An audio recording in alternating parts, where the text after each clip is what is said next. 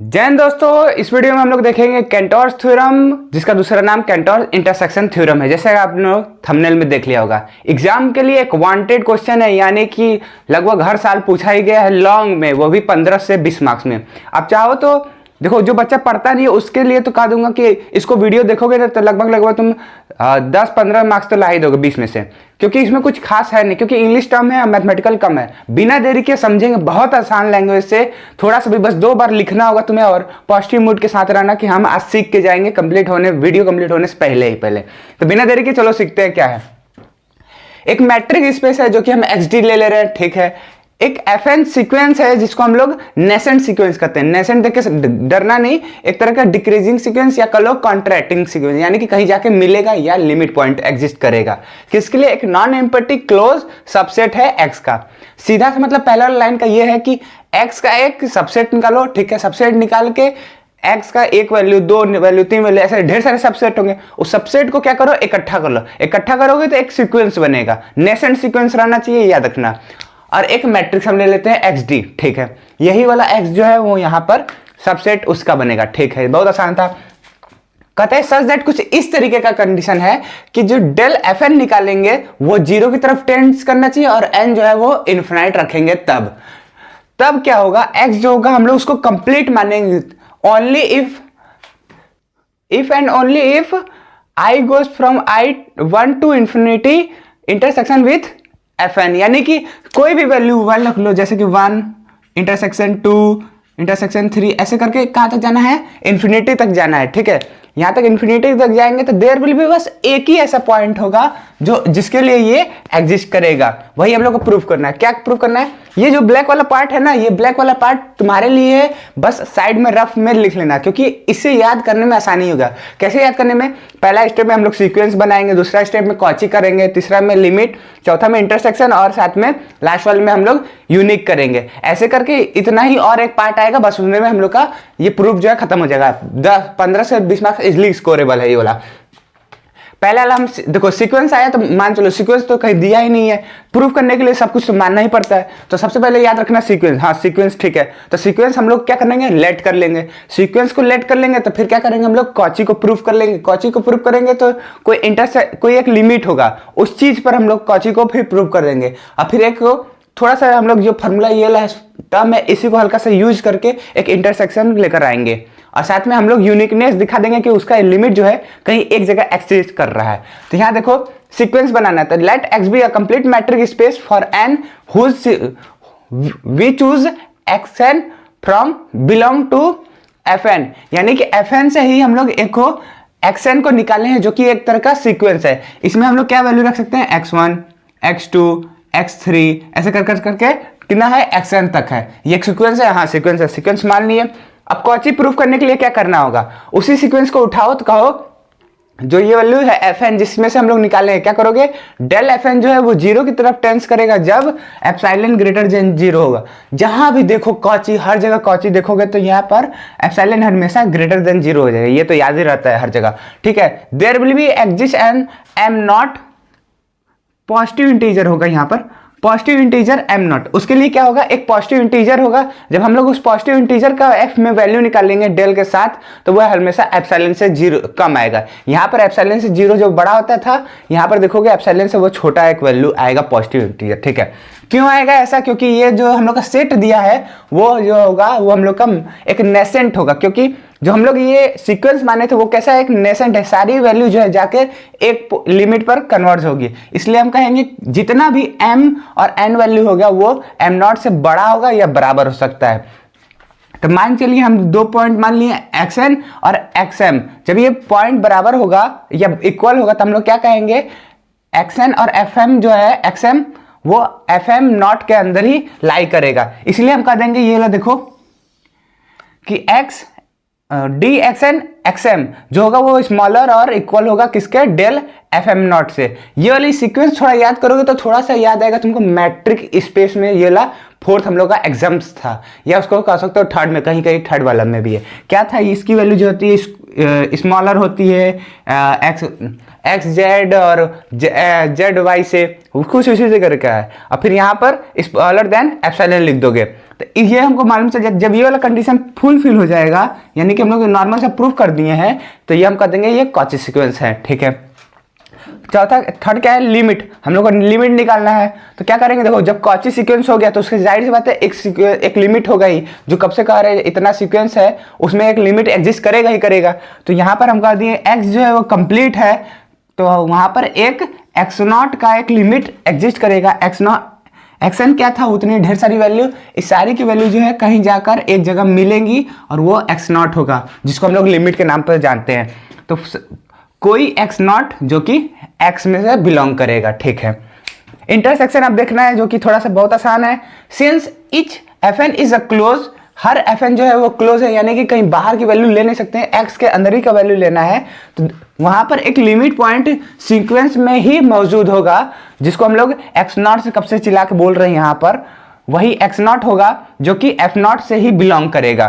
तो इसलिए हम लोग कह देंगे कि फॉर एवरी एन के लिए एक्स नॉट जो होगा वो इसी के अंदर से बिलोंग करेगा, यानी कि इंटरसेक्शन के अंदर से, इतनी बड़ी वैल्यू है तो इसके अंदर ही से कहीं ना कहीं से ये बिलोंग करेगा एक्स नॉट। तो उसको हम लोग थोड़ा सा जनरल फॉर्म में लिख दिए, जो कि ये वाला दिख रहा होगा।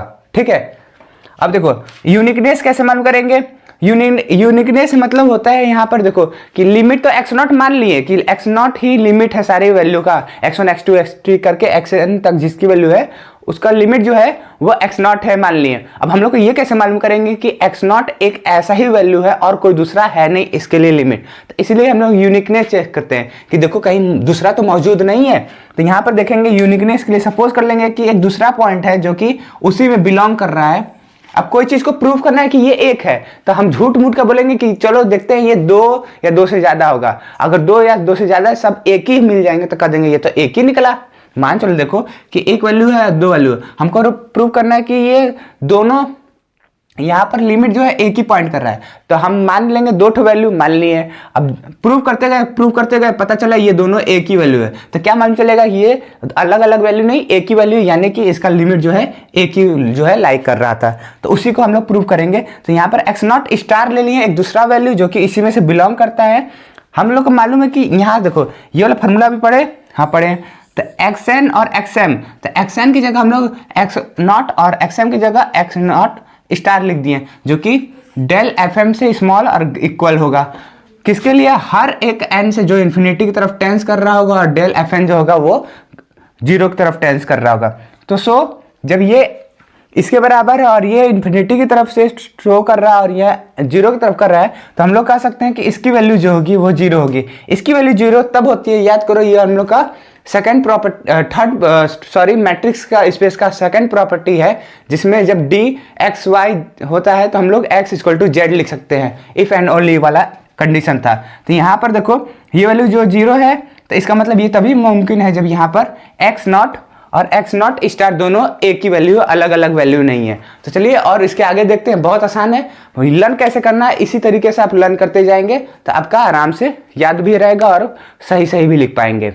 उसके आगे देखते हैं क्या है यहाँ पर, assume a Cauchy sequence, create a nested set, और डायमीटर और हाइपोथेसिस। एक नॉर्मल से हम लोग एजम्पशन लेंगे और यहाँ पर लास्ट में कंक्लूजन। तो ये थ्योरम जो होगा वो कंप्लीट हो जाएगा। बहुत आसान है, देख लो क्या है कि हम लोग कॉची सीक्वेंस माने थे, क्या माने थे कि यहाँ पर एक्शन जो है वो एक तरह का सीक्वेंस हम लोग माने थे, जिसको हम लोग प्रूफ करके क्या कर दिए थे कि वो एक तरह का कॉची सीक्वेंस है। तो इसको हम लोग लिख लेंगे, बता देंगे कि हम लोग जो एक्शन को हम माने थे वो कॉची सीक्वेंस को हम लोग प्रूफ कर दिए हैं। एजम्स की ये करेंगे कि वो एक्शन के अंदर है, ठीक है।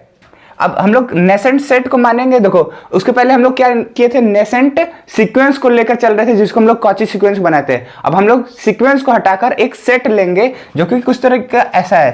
क्या है, नेसेंट ने सेट जो है वो एसएन बोल रहे हैं, ठीक है। क्या करेंगे, xn, xn plus one, xn plus two, यानी कि एक एक वैल्यू बढ़ते जाएगी। तो हम लोग लेट कर लेंगे कि जो है एफएन जो है वही नेसेंट सीक्वेंस का क्लोजर है, ठीक है। This set are closed and nested. तो इसलिए ये जो जब ये वैल्यू इसके बराबर होगी, हम लोग जब मान लिए, तो इससे हम लोग क्या कर सकते हैं कि ये जो सेट है वो क्लोजर होगा और नेसेंट होगा। इसका मतलब होगी उसकी वैल्यू डिक्रीजिंग होगी, या कह सकते हो एक जगह जाके कन्वर्ज हो जाएगी। तो एफ एन जो है वो F2 के अंदर आएगा, F2 जो है वो F3 के अंदर आएगा तो उसके अंदर आते रहेगा कुछ इस तरीके का।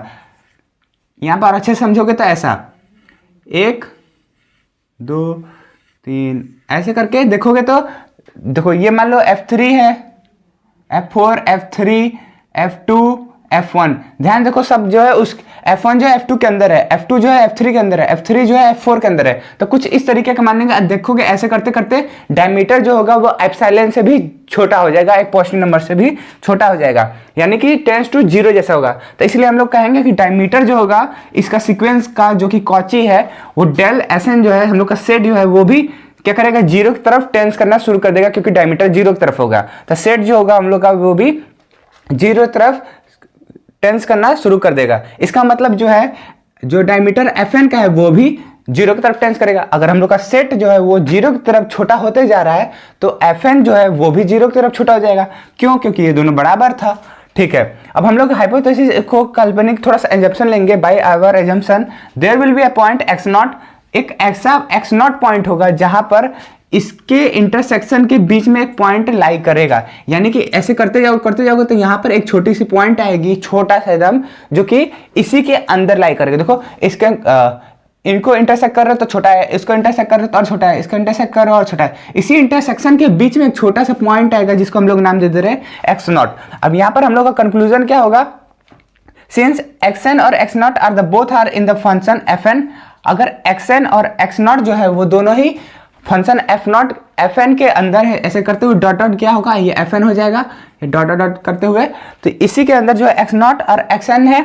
इसका मतलब क्या है, जो डायमीटर ऑफ fn जो है वो भी 0 की तरफ ट्रेंड कर रहा है, दिख रहा है जो fn है करते करते करते 0 की तरफ आ रहा है। हाँ ठीक है, इसका मतलब xn जो होगा वो x0 की तरफ टेंस करेगा। ये इसलिए होगा क्योंकि हम लोग ऊपर कॉची सीक्वेंस को प्रूव कर दिए थे, और हर कॉची सीक्वेंस जो होता है वो एक तरह का कन्वर्जेंट होता है x के लिए, इसलिए ये x जो होगा वो कंप्लीट होगा। हम लोग को थ्योरम में यही प्रूव करना था, x जो है वो कंप्लीट होगा जब हम लोग का केवल ये वाला कंडीशन पर कि इंटरसेक्शन ऐसा वाला फॉर्मूला जो लगा है इसके पर ही।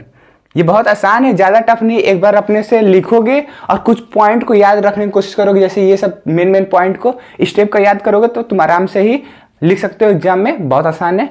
अगर कोई दिक्कत है तो कमेंट सेक्शन आपके लिए कर सकते हो। मैं कहीं खो ना जाऊं या मिल ना जाऊं, मतलब गायब ना हो जाऊं, तो आपके पास एक सब्सक्राइबर वाला बटन होगा, उसको क्लिक कर दोगे तो मैं रहूंगा, नहीं तो कोई दिक्कत है नहीं। मिलते हैं अगले वीडियो में, फिलहाल के लिए ना ही। जय हिंद।